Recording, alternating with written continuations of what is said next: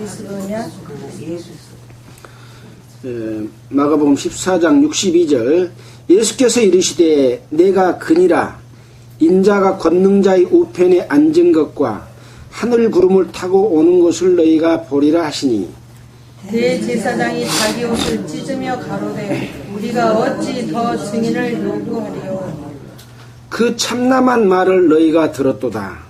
너희는 어떻게 생각하느냐 하니 저희가 다 예수를 사형에 해당한 자로 정죄하고 혹은 그에게 침을 뱉으며 그의 얼굴을 가리우고 주먹으로 치며 가로되 선지자 노릇을 하라 하고 하속들은 손바닥으로 치더라. 베드로는 뜰에 있더니 대제사장의 비자 하나가 와서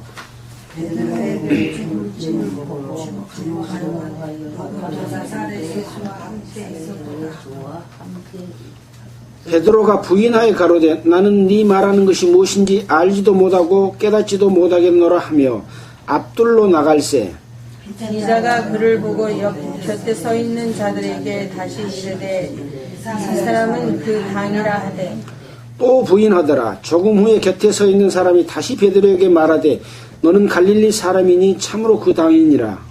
베드로가 저주하며 맹세하되 나는 너희의 말하는 이 사람을 알지 못하노라 하니 72절 같이 읽겠습니다. 닭이 곧 두 번째 울더라. 이에 베드로가 예수께서 자기에게 하신 말씀 곧 닭이 두 번 울기 전에 네가 세 번 나를 부인하라 하시니 기억되어 생각하고 울었더라. 반갑습니다. 오늘이 9월 25일입니다. 마가복음 14장 51절부터 마지막 절까지를 읽었습니다.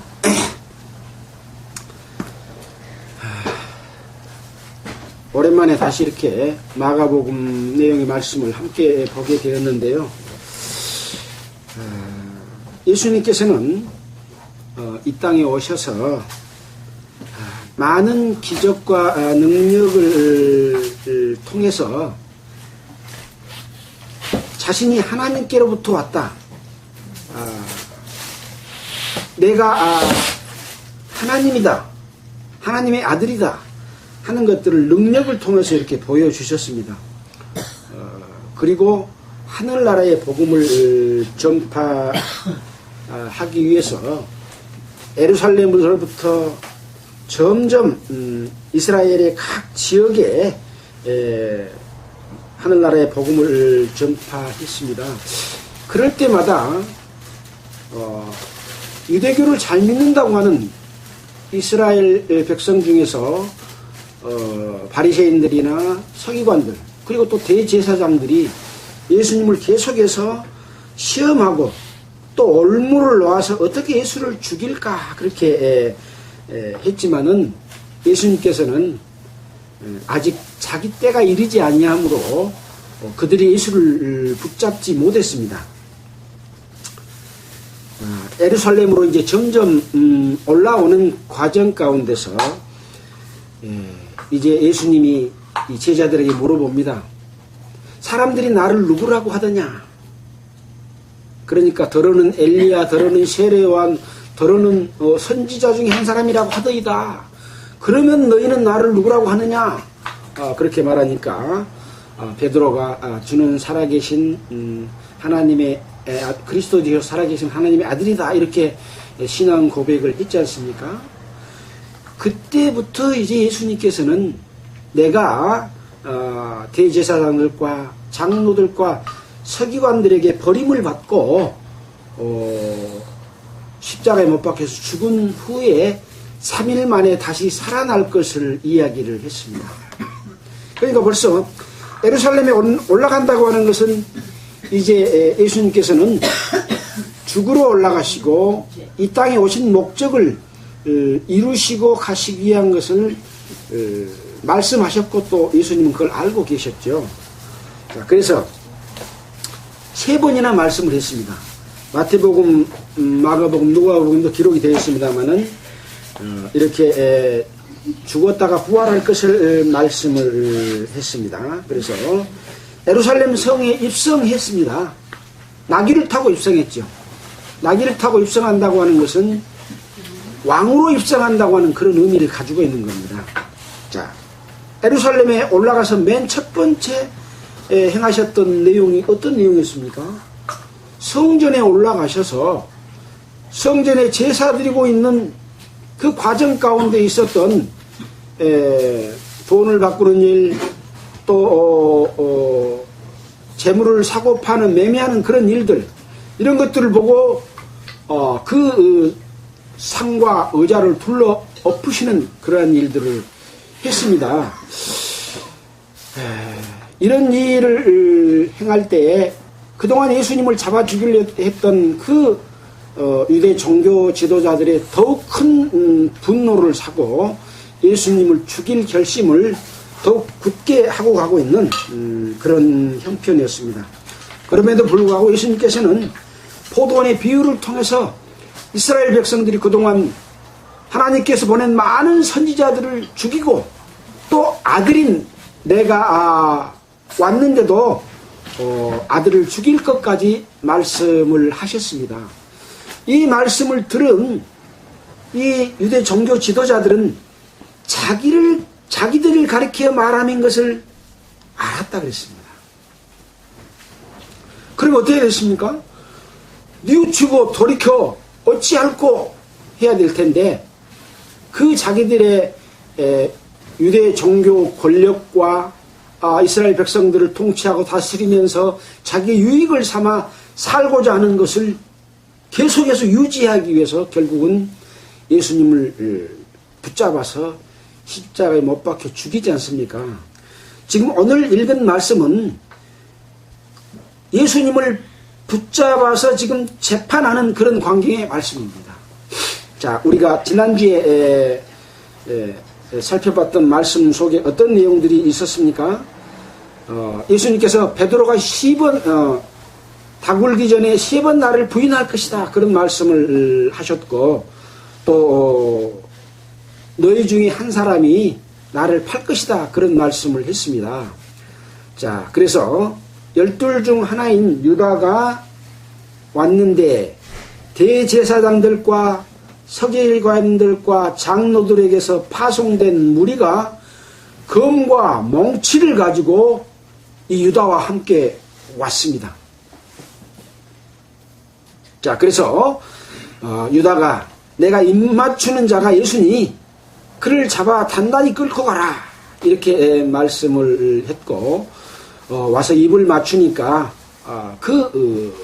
군대들이 와서 예수님을 붙잡는 그런 광경 가운데서 예수님이 뭐라고 그랬습니까? 예수께서 무리에게 말씀하여 가라사대 너희가 강도를 잡는 것 같이 검과 몽치를 가지고 나를 잡으러 왔느냐? 강도들은 어떻습니까? 손에 총이나 칼이나 이런 것을 들고 와서 무력으로 남의 것을 빼앗은 것이 강도지 않습니까? 그런 걸 그렇게 해서 그 사람을 붙잡기 위해서는 검과 몽치가 군대를 동원해서 잡은데 나는 아무것도 들고 있지 않았지 않냐? 그러고 말씀하시면서 뭐라고 합니까? 내가 날마다 너희와 함께 성전에 있어서 가르쳤으되 너희가 나를 잡지 아니하였도다. 그러나 이는 이렇게 너희들이 나를 팔고 나를 붙잡으러 온 것은 성경을 이루려 함이니라 하시더라. 이래서 이제 예수님의 붙잡히는 광경을 보고 제자들은 무서워가지고 다 도망가 버렸습니다. 그 중에 이제 오늘 읽었던 한 청년이 벗은 몸에 배 혼이불을 두르고 예수를 따라오다가 무리에게 잡힘에 배 혼이불을 버리고 벗은 몸으로 도망하니라. 그러니까 이 혼이불을 이렇게 덮었는데 안에는 아무것도 입지 않은 그런 몸이었는데 이 혼이불을 두르고 따라오다가 이제 예수님이 붙잡히고 제자들이 다 도망가니까 이 청년도 그 배 혼이불을 딱 잡으니까 배 혼이불을 그냥 배 혼이불하고 같이 사람이 붙잡히면 안 되니까 혼이불을 벗어 던지고 그냥 도망가는 이런 상황이 벌어진 거죠. 이 사람이 누굴까? 성경학자들은 이 사람이 마가다 이렇게 말씀을 하고 있습니다. 우리가 이 기록된 말씀 누구 말씀입니까 지금? 마가가 기록한 말씀이죠. 물론 예수님이 행하신 일을 기록을 했습니다마는, 자, 그런 마가가 이 마가복음을 기록을 했습니다. 그러나 그 청년이 내다 그렇게 기록하지는 않았지요. 자, 이제 53절에 보면 이제 공회 앞에 서서 재판을 받는 그런 광경의 내용을 기록하고 있습니다. 자, 저희가 예수를 끌고 대제사장에게로 가니 대제사장들과 장로들과 서기관들이 다 모이더라. 또 다른 성경에 보면 다 모여 있더라 이렇게 기록한 데도 있습니다. 자, 저희가 누굽니까? 아까 대제사장들과 서기관과 장로들에게서 파송된 무리 그랬잖아요. 다른 데를 찾아보면 군대들과 또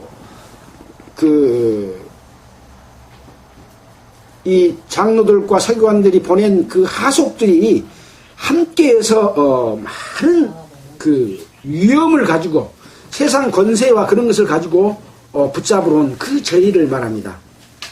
그래서 그들이 붙잡아서 이제 끌고 어디로 갑니까? 잡았고 오라고 시킨 사람들에게 가죠. 그 시킨 사람들은 누굽니까? 바로 여기 있습니다. 대제사장에게로 가니.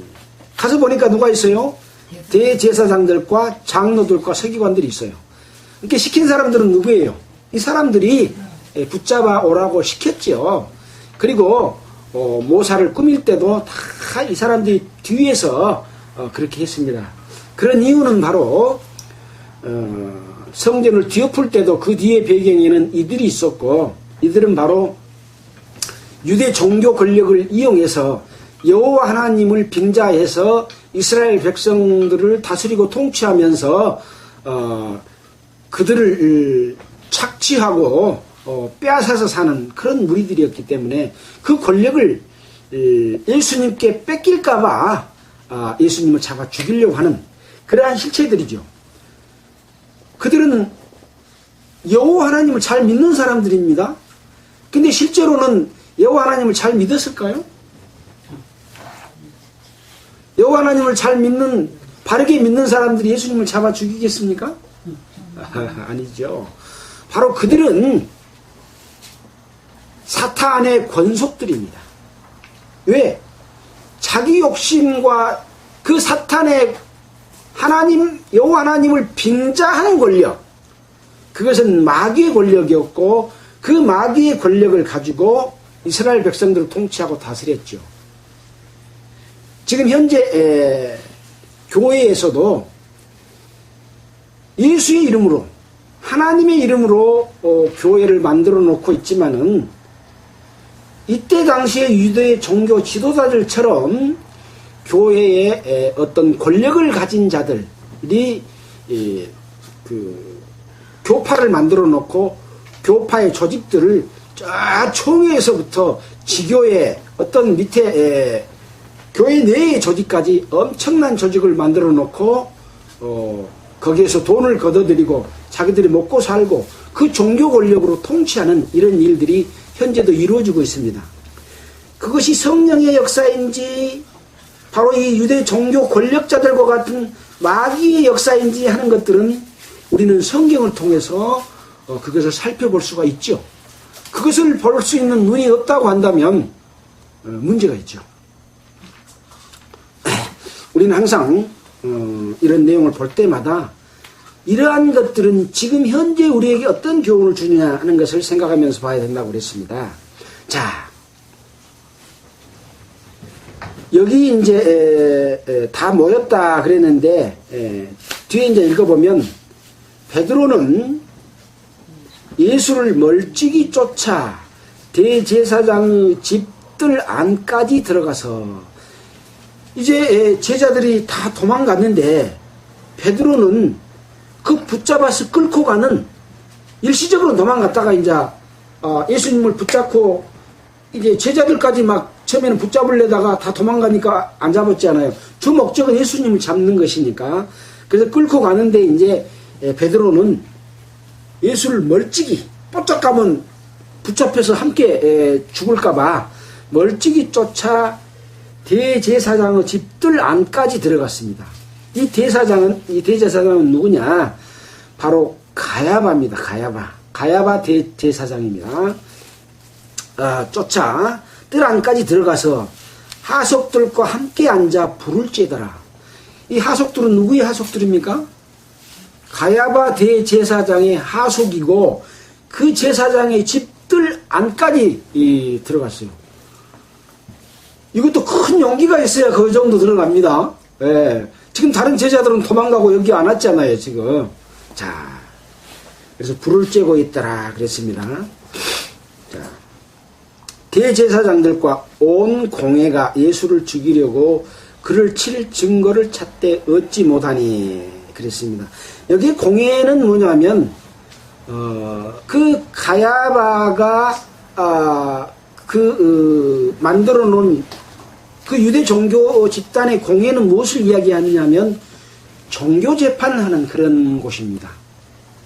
정치 재판을 하는 곳이 있고 종교 재판을 하는 곳이 따로 있죠. 그래서 빌라도의 심판은 정치적인 어떤 그 범죄를 다루는 세상적인 것이고 이 빌라도의 가야바의 공회는 사내들인 공회로서 종교적인 입장에서 지금 재판을 하는 그런 곳입니다. 그래서 이제 예수님을 하나님의 말씀에 어긋난 하나님을 섬기는 그런 일들 가운데서 하나님께 범죄하는 그런 일이 무엇인가를 이것을 찾는 것이죠. 자, 증거를 찾습니다. 그런데 그 증거를 찾아 얻지 못하니 이는 예수를 쳐서 거짓 증거하는 자가 많으나 그 증거가 서로 합하지 못함이라. 그래서 증거를 찾을 때는 어떤 한 사람의 증언으로 바로 죽이는 것이 아니라 두세 사람의 증인이 확보돼서 그 죄가 분명하다 하고 드러나고 그것이 이스라엘의 율법에 또 하나님을 공경하는 십계명이나 이런 법에 어긋났을 때 처벌할 수가 있습니다. 그런데 서로 증거가 합하지 못하는 거예요. 그런 내용은 이제 어디서 찾아볼 수 있느냐면 신명기 17장 6절 뭐 잠깐 보고 갈까요? 신명기 17장 6절.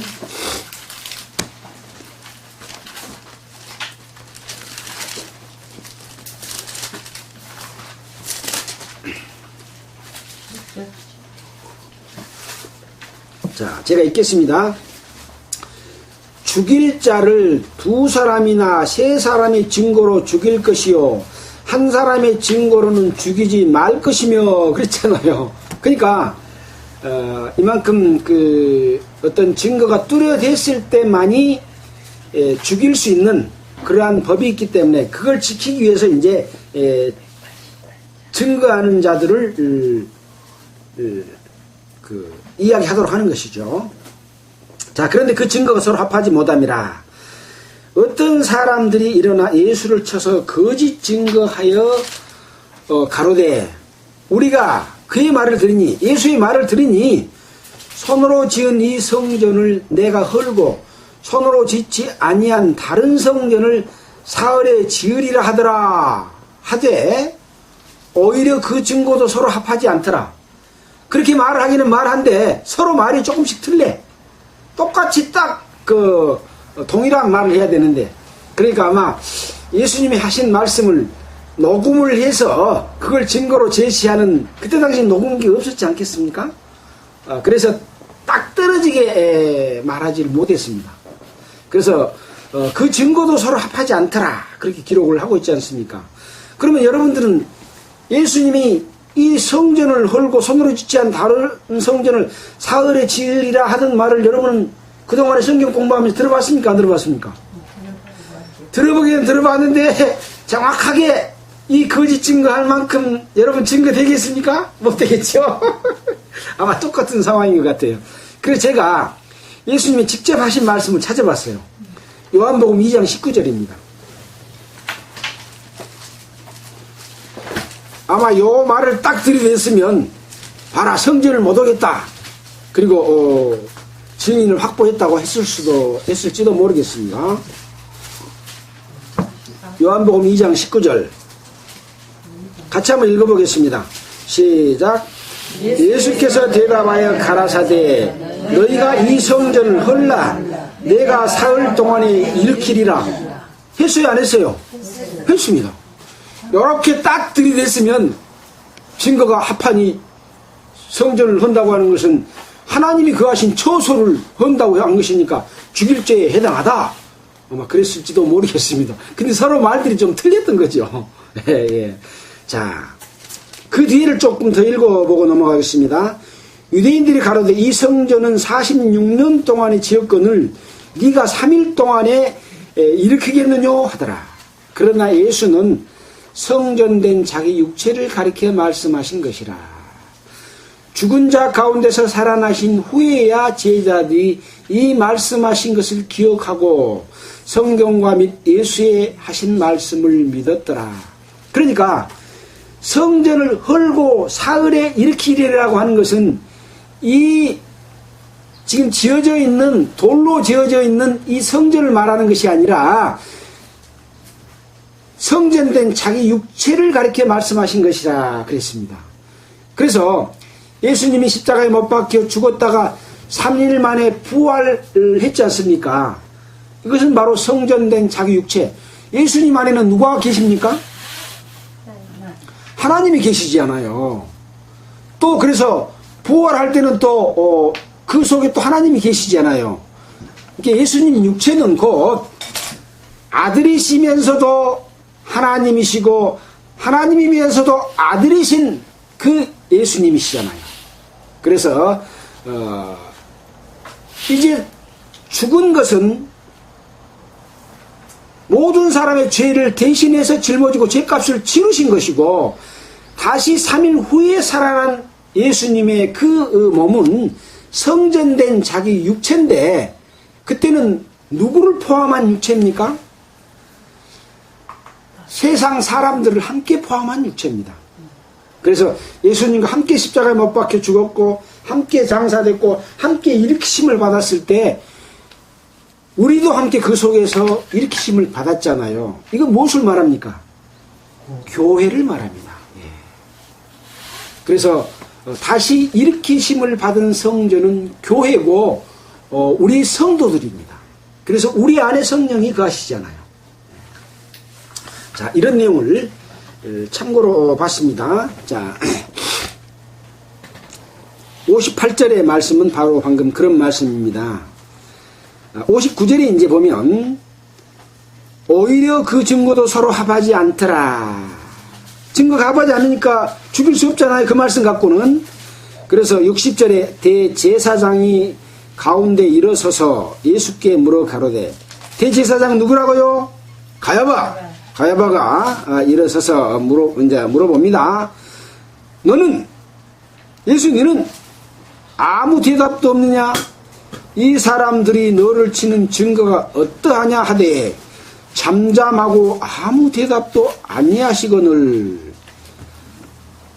이제 많은 거짓 증인들이 그동안에 들었던 말을 가지고 이제 예수님을 죽이려고 증거를 제시합니다. 근데 예수님은 아무 말도 안 하고 계시는 거예요. 그러니까 답답하니까 대제사장이 왜 너는 아무 대답도 안 하냐? 너를 증거하는 것이 치는 증거가 틀리냐 맞냐 말아야 해봐라. 근데도 또 그 뒤에 보면 뭐래요? 어째요? 잠잠하고 아무 대답도 아니하시거늘. 자, 이 대답도 하지 아니하는 이유가 있습니다. 이것은 이미 구약 성경 가운데서 대답하지 아니하실 것을 성경 가운데서 예언해 놨기 때문에 그 말씀대로 그대로 지금 붙잡혀서 재판을 받고 있는 그런 광경인 것이죠. 자, 이사야 53장 7절을 한번 보겠습니다. 이렇게 예언된 대로 지금 이루어지고 있는 광경들을 볼 수가 있습니다. 53장 7절입니다. 53장 7절. 자, 못 찾으면 들으시면서 찾으시기 바라겠습니다. 그가 곤욕을 당하여 괴로울 때에도 그 입을 열지 아니하였으며 마치 도수장으로 끌려가는 어린 양과 털 깎는 자 앞에서 잠잠한 양같이 그 입을 열지 아니하였도다. 그가 곤욕과 신문을 당하고 끌려갔으니 그 세대 중에 누가 생각하기를 그가 산자의 땅에서 끊어지면 마땅히 형벌 받을 내 백성의 허물을 인함이라 하셨으리요. 그는 강포를 행치 아니하였고 그 입에는 괴사가 없었으나 그 무덤이 악인과 함께 되었으며 그 묘실이 부자와 함께 되었도다. 이렇게 구약 성경에 예수님이 어떻게 붙잡혀서 어떻게 고난을 당하고 그 고난을 당할 때 아무 말도 하지 않을 것을 예언해 놨는데 그대로 지금 그것이 이루어지고 있는 그런 상황입니다. 그래서요, 대제사장이 다시 물어 가로되 네가 찬송받을 자의 아들 그리스도냐? 이렇게 물어본 거예요. 그러니까 예수님께서 이제 대답을 하십니다. 이르시되 내가 그니라. 인자가 권능자의 우편에 앉은 것과 하늘 구름을 타고 오는 것을 너희가 보리라. 이렇게 말씀을 했습니다. 그러니까 그 앞에 자기를 송사한 그런 내용에 대해서는 아무 말도 하지 않다가 대제사장이 네가 찬송받을 자의 아들 그리스도냐? 지금 이스라엘 백성들은 그리스도가 오셔서 자기들을 구원해 줄 것을 다 알고 있잖아요. 바로 예언된 대로 오신 그리스도가 있냐? 그렇게 물어본 거예요. 그러니까 예수님이 그렇다 라고 대답을 합니다. 내가 그니라. 인자는 바로 그리스도입니다. 아들로서 온 하나님이 보내신 사람을 입고 온 아들을 인자라고 말합니다. 내가 권능자 우편에 앉은 것과 하늘 구름을 타고 오는 것을 너희가 보리라. 하늘 구름을 타고 온다는 것은 다시 재림할 것을 말하지 않습니까? 오리라 이렇게 이야기하니까 대제사장이 가야바가 자기 옷을 찢으며 가로되 우리가 어찌 더 증인을 요구하리요? 그 참남한 말을 너희가 들었도다. 너희는 어떻게 생각하뇨? 하고 이제 이스라엘 백성들한테 거기 이제 아까 모인 사내들인 공회에 그 구성원들인 대제사장들과 장로들과 서기관들이 다 모여 있는 곳에서 지금 재판하지 않습니까? 그들이 다 대답하기를 저희가 다 예수를 사형에 해당한 자로 정죄하고 혹은 그에게 침을 뱉으며 그의 얼굴을 가리우고 주먹으로 치며 가로되 선지자 노릇을 하라 하고 하숙들은 손바닥으로 치더라.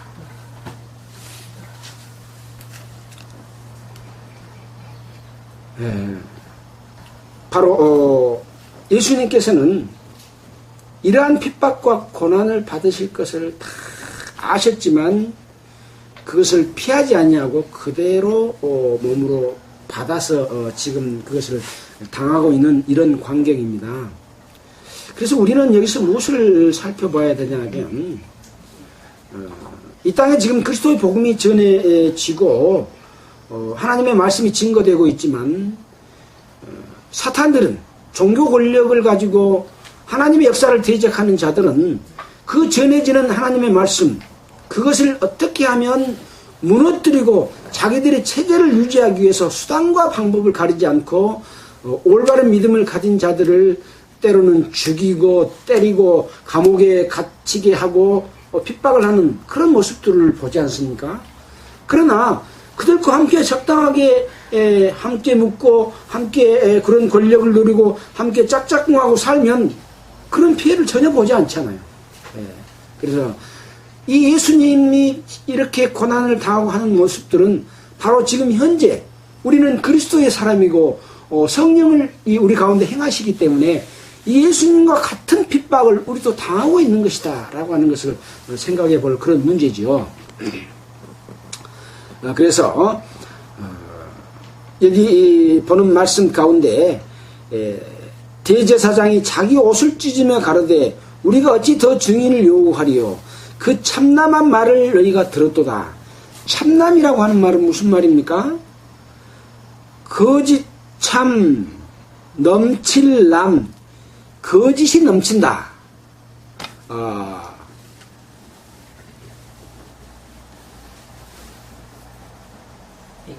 분수에 지나치게 한다, 모독한다, 그런 말입니다. 그래서 원어에 보면 블라스포메오라고 하는데 중상하다, 불경건하게 말하다, 모욕하다, 조롱하다, 헐뜯다, 악담을 하다, 이런 뜻입니다. 그래서 이 참남한 말을 하는 것은 지금 누구에 대해서 참남한 말을 하는 것입니까? 자기가 하나님의 아들이라고 말하는 것이 참남으로 지금 봤잖아요. 그러니까 하나님을 참남하게 하는 것이다. 이 대제사장은 이렇게 보고 있는 겁니다. 그러니까 결국은 누구를 모독한 겁니까? 하나님을 모독한 죄에 해당된다 그 말입니다. 자, 그러면 하나님을 모독한 죄에 해당되면 어떻게 되는가 한번 살펴보겠습니다. 레위기 24장 16절입니다. 창세기 출애굽기 레위기 24장 16절.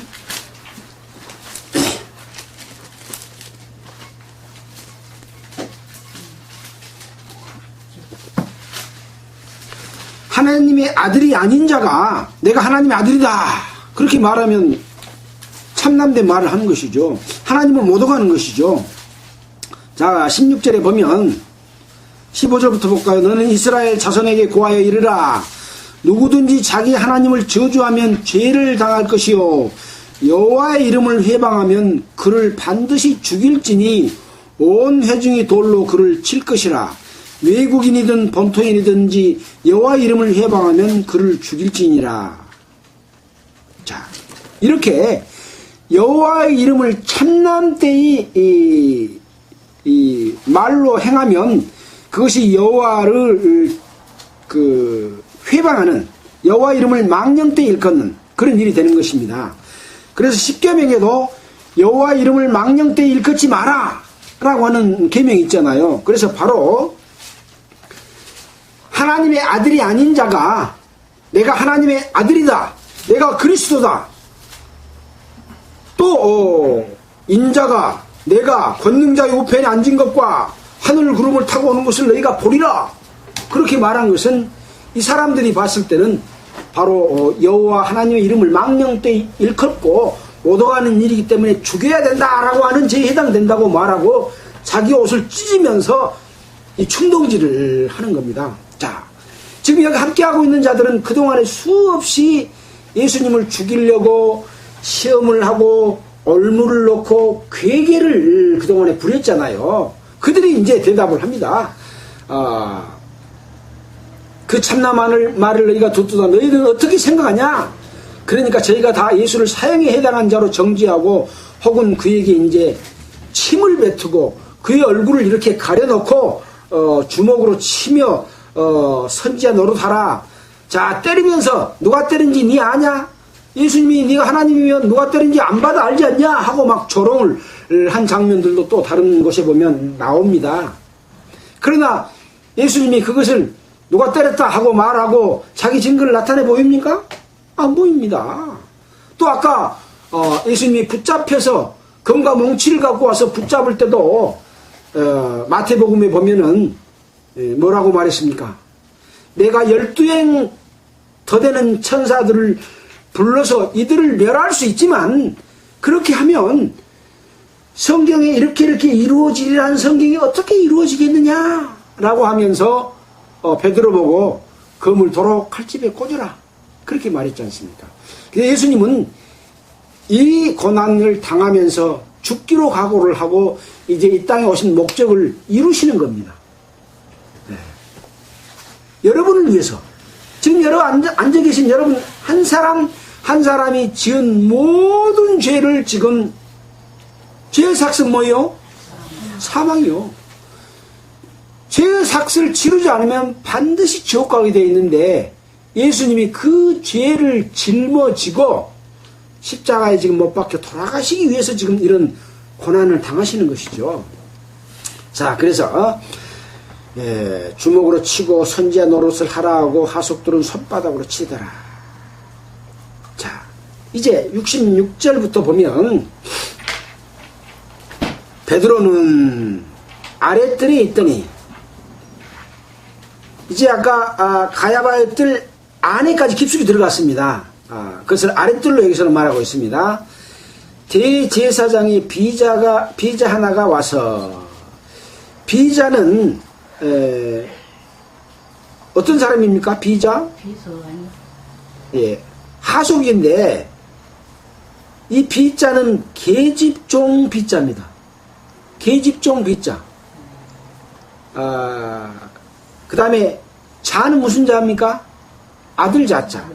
그래서 이 가야바의 계집종입니다. 계집종이 지금 거기서 말을 합니다. 비자 하나가 와서, 여자 종이 와서 베드로의 불잼을 보고 주목하여 보고, 주목은 뭐예요? 베드로를 이렇게 쳐다보고 얼굴을 보고 말을 합니다. 너도 나사렛 예수와 함께 있었도다. 니도 베드로를 쳐다보고 너도 나사렛 예수와 함께 있었도다. 그런 말을 합니다. 그러니까 베드로가 깜짝 놀래가지고 뭐라고 말합니까? 베드로가 부인하여 가로되 나는 네 말하는 것이 무엇인지 알지도 못하고 깨닫지도 못하겠노라. 거기에 대해서 나는 아니다 그런 거 아니라 나는 네가 한 말이 뭔 말인지도 모르고 깨닫지도 못하겠다. 어떻게 보면 동문서답을 하면서 즉답을 말하지 않고 살짝 피해서 지금 어디로 가요? 깨닫지도 못하겠노라 하며 앞뜰로 갈세. 아랫뜰에서 앞뜰로 살짝 피했어. 이제 살짝 자리만 옮겼어. 갈세. 또 여종이 비자가 그를 보고 곁에 서 있는 자들에게 다시 이르되, 이제는 베드로를 보고 말한 게 아니라 옆에 섰는 자들에게 말하되, 이 사람은 그 당이다. 예수 당이다. 그렇게 말했어요. 또 부인하더라. 또 이제 어떻게 부인하더라고는 말 안 했습니다. 조금 후에 곁에 서 있는 사람들이, 이제 곁에 서 있는 사람들이 이 비자가 말한 게 아니라 다시 베드로에게 말하되 너는 갈릴리 사람이니 참으로 그 당이니라. 그렇게 말하니까 베드로가 저주하며 맹세하되 나는 너희의 말하는 이 사람을 알지 못하더라. 그렇게 말했습니다. 베드로는 예수님의 수제자 중에 가장 아끼는, 또 어떠한 일이 있을 때마다 베드로는 늘 함께 있습니다. 겟세마네 동산에서 기도할 때도 베드로와 야고보와 요한을 데리고 올라가다가 여기서 깨어있어라 그러면서 위에 올라가서 땀방울이 핏방울이 되도록 기도하고 와서 보니까 졸고 있었잖아요. 또 그 전에 가이사라 빌립보 그 높은 산, 변화산에 올라가서 하늘나라의 영광을 보여줄 때도, 그때도 베드로와 야고보와 요한이 함께 변화사에 올라갔었잖아요. 이런 그 베드로는 또 예수님께서 너희들은 나를 누구라고 하느냐 했을 때 주는 살아계신 하나님의 아들이요 라고 간증을 했던, 믿음을 고백했던 그러한 베드로지 않습니까? 근데도 이 비자 여종이 물어볼 때도 나는 네가 말하는 것이 무엇인지 알지 못하고 깨닫지도 못하겠다다. 또 부인하고, 또 이번에 세 번째는 저주하여 맹세하되 나는 너희 말하는 이 사람을 알지 못한다. 이렇게 말을 했습니다. 그러니까 닭이 곧 두 번째 울더라. 이에 베드로가 예수께서 자기에게 하신 말씀, 곧 닭이 두 번 울기 전에 네가 세 번 나를 부인하리라 하심이 기억되어 생각하고 울더라. 그랬습니다. 자, 여러분 이 베드로를 어떻게 생각하십니까? 베드로는 아주 나쁘지 않습니까? 여러분은 이 자리에 있었다면 여러분은 내가 바로 예수의 제자다, 나도 함께 십자가에 못 박혀달라, 그렇게 말했겠습니까? 네. 우리는 이 베드로를 통해서 내 자신을 살펴보고 내가 울 수 있을 만큼 그런 마음을 가져야 된다고 하는 어떤 교훈을 우리에게 던져주고 있습니다. 자, 이제 상황을 다시 한번, 왜 베드로가 예수님을 3번까지 부인할 수 있었는가? 예수님께서 너희가 닭 울기 전에 3번 나를 부인하리라 했을 때 베드로가 뭐라 했습니까? 나는 절대로 부인하지 않겠습니다. 내가 죽을지언정 부인하지 않겠습니다. 그렇게 말했어요, 안 했어요? 말했습니다. 근데 상황이 닥친 겁니다. 어떤 상황이 닥쳤습니까? 자, 유다와 대제사장들과 서기관들과 장로들이 보낸 무리, 요한복음 18장 12절에 보면 군대와 천부장과 유대인의 하속들이 왔습니다. 천부장은 몇 명의 군대를 거느린 장수입니까? 1000명의 군대를 거느린 장수가 천부장입니다. 그러니까 군대와 천부장 1000명의 군대를 데리고 지금 우아히 끌어왔는데 칼과 몽치와 이런 것들을 들고 왔습니다. 얼마나 무서웠겠습니까? 놀랬겠죠. 자, 검과 몽치를 가지고 왔습니다. 이걸 지금 봤습니다. 예수님과 함께 있다 봤어요. 그런데 가룟 유다가 탁 오더니 그들과 함께 군호를 짰다고 하는 것은 뭡니까? 붙잡기 위한 직전의 상황에서 군대가 으쌰으쌰 샤샤샤 하고 막 공격태세를 취하는 그런 군호의 모습입니다. 그리고 짜서 와가지고 내가 입맞추는 자가 그이니 그를 단단히 끌어가라 하고 가룟 유다가 말했습니다. 자기가 함께 있던 동료 한 사람이 와서 예수에게 입맞추는 자가 그니 붙잡으라 라고 말했습니다. 그리고 와서 가룟 유다가 탁 와서 선생님 하고 입을 딱 맞추거든요. 그걸 제자들이 보고 있어요? 안 보고 있었어요? 지금 베드로도 보고 있어요. 그러니까 저희가 군호를 짰고 와서 예수를 탁 붙잡는 거예요.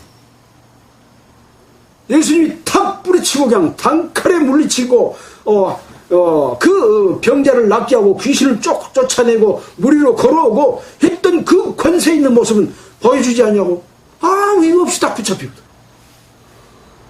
그러니까 위축이 되지 않겠습니까? 그동안에 봤던 거는 딴판이요.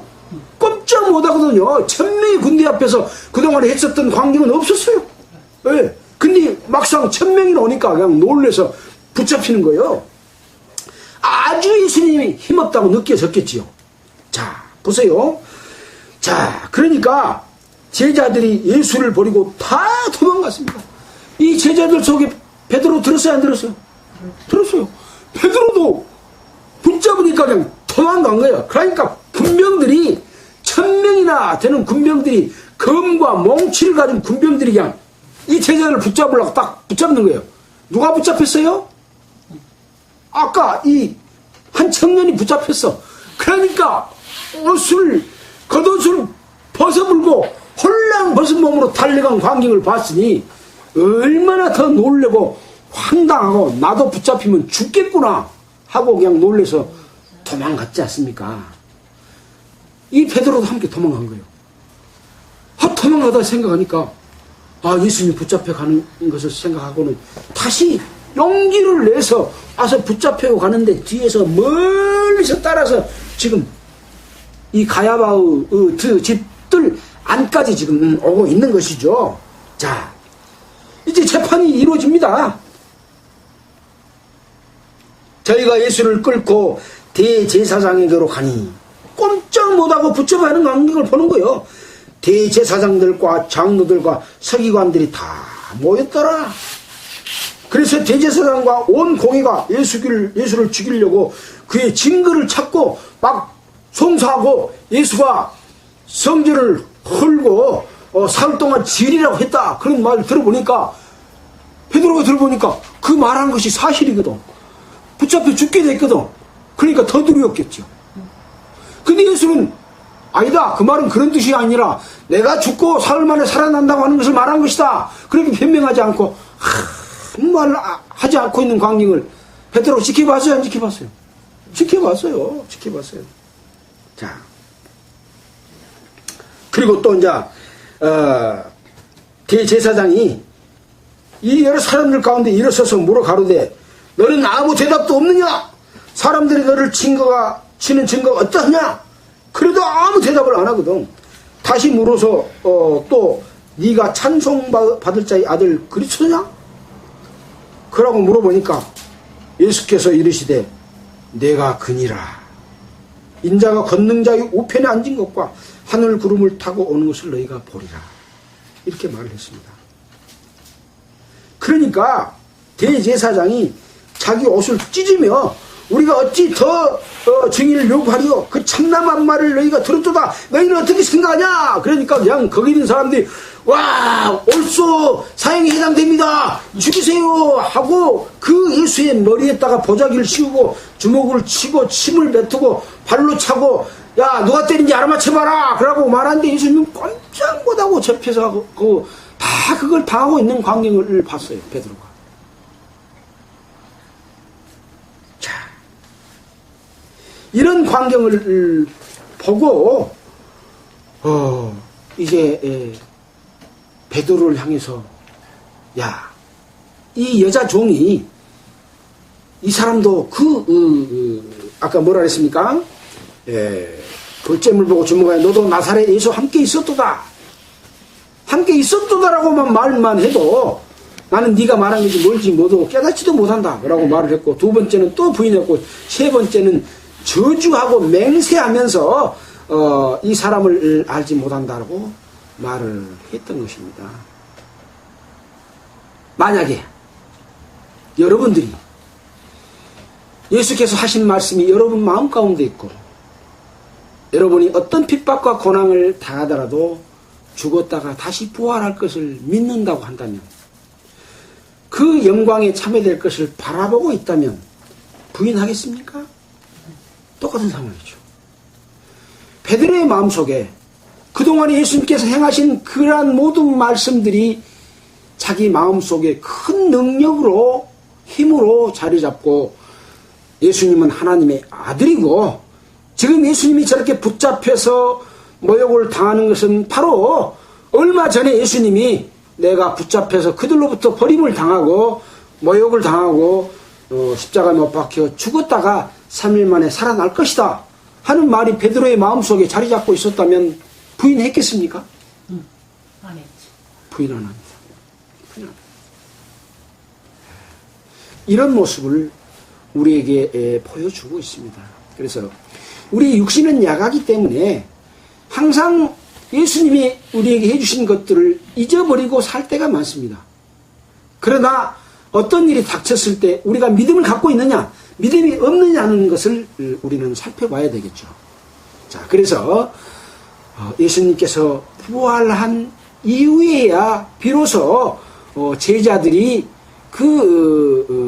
이 예수님의 하신 말씀을 기억하고 그 능력 성령이 오므로 말미암아 담대해져서 죽음을 무릅쓰고 복음을 전하고 십자가에 못 박혀서 거꾸로 달려서 처형을 당하고 막 불태워 죽이고 그런 일이 있어도 그것을 다 감당하고 살았던 우리가 그리스도인들을 우리가 볼 수 있는 것이죠. 자, 우리는 이런 교훈을 통해서 우리의 믿음이 어떤 상태에 있는가라고 하는 것을 살펴보는 것이 굉장히 중요한 그런 일입니다. 예수님이 돌아가시기 직전의 상황 가운데서 그런 많은 능력을 보여주셨음에도 불구하고 예수를 부인했던 죽음으로 나아가겠다고 말했음에도 불구하고 예수님이 십자가에 못 박혀 죽은 광경을 보고 두려워서 도망가는 이런 일들이 일어났다고 하는 것을 살펴봤을 때 우리가 육신을 입고 있어서 연약하고 항상 예수님의 은혜를 잊어버리고 살지만은 그 이후에 행했던 이런 내용들을 보고 우리의 믿음을 더욱 굳건히 해서 우리가 예수를 부인하지 않고 영원한 하늘나라의 영광을 얻을 수 있는 그러한 여러분들이 되기를 바라는 그런 교훈을 우리가 얻게 됩니다. 이제 오늘은 예수님이 붙잡혀서 종교재판을 받는 광경, 사내들인 공회에서 재판받는 광경을 살펴봤습니다. 다음 주에 우리가 함께 살펴볼 말씀은 이제 종교재판에서 정치적인 재판을 받고 예수님이 사형 선고를 받아서 십자가에 못 박혀 죽이는 그런 광경을 우리가 살펴보게 될 것입니다. 그래서 예수님의 생애가 이제 다 끝나갑니다. 예수님의 생애가 다 끝나가면 여러분들은 예수님의 은혜로 구원을 받아 있어야 되겠죠. 아직도 구원을 받지 못한 분 계십니까? 아직도 예수님의 은혜를 내가 깨닫지 못한 분 계십니까? 그러면 참으로 큰일입니다. 예수님은 이제 다음 주에는 완전히 십자가에 못 박혀 죽으시게 됩니다. 그리고 또 부활하실 겁니다. 그 속에 우리의 모든 인생이 그 속에 걸려 있습니다. 그때까지 여러분들이 마음이 준비돼서 한 사람도 이루어지지 않냐고 예수님의 은혜를 깨닫고 하나님의 자녀로 태어나기를 바랍니다. 또 그 이후에는 또 우리가 어떻게 살아가야 될 것인가 하는 부분들을 또 배우고 또 그렇게 살아야 되겠죠. 기도하겠습니다. 하나님 아버지, 참으로 감사를 드립니다. 오늘은 예수님께서 가룟 유다에게 팔려 유대의 종교 지도자들에게 붙잡히고 종교재판을 하는 광경 가운데 있었던 내용을 살펴봤습니다. 예수님의 능력과 또 예수님의 말씀을 그렇게 가깝게 듣고 배워왔던 베드로가 예수님을 부인하는 것을 보면서 참으로 인간의 나약함을 다시 한번 살펴보게 됩니다. 하나님 아버지, 이 베드로를 또 나중에 다시 돌이켜 큰 성령의 사역을 통해서 일하신 것을 우리는 또 알고 있습니다. 우리도 우리 자신을 살펴보고 뉘우치고 울므로 말미암아 예수님을 잊어버리고 살았던 그런 잘못된 삶 가운데서 돌이켜서 성령의 인도함 가운데서 사는 저희들이 될 수 있도록 우리의 마음과 생각들을 일깨워 주시고 그 능력 가운데로 이끌어 주시기를 원합니다. 먼저는 우리 자신이 그리스도 안에서 바르게 살고 또 우리 주변에 많은 사람들이 예수를 믿는다고 하지만 아직 구원받지 못하고 또 그리스도인으로서 바른 삶이 무엇인지를 알지 못한 사람들이 너무나 많습니다. 주님의 우리를 통해서 그런 일을 할 수 있도록 인도하여 주시기를 간절히 바라고 원합니다. 또한 건강을 주시고 주님의 올 때까지 함께 주님을 살아서 변화된 몸으로 주님을 만날 수 있도록 큰 축복으로 허락하여 주시기를 간절히 바라고 원합니다. 이 모든 말씀을 우리를 구원하여 주신 예수 그리스도 이름으로 기도했습니다. 아멘. 찬송가는 135장 하겠습니다.